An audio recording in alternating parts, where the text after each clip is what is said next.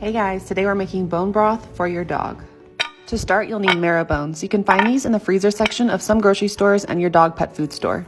Roast these in a casserole dish at 450 degrees for about an hour until they're nice and brown.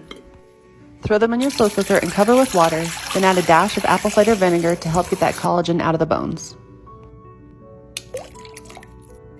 Then you'll just cover this and let it cook for about 12 hours to let all those nutrients absorb into the water. Strain all the bones from the broth. You don't want to give these bones to your dog because they're pretty dangerous. They can splinter while your dog is eating it, so discard those bones. Then we're going to add some ice cubes to help cool this broth down really quickly. Strain the fat off the top of the broth. Your dog doesn't need this. It's too much fat for their diet. And now you have bone broth for your dog.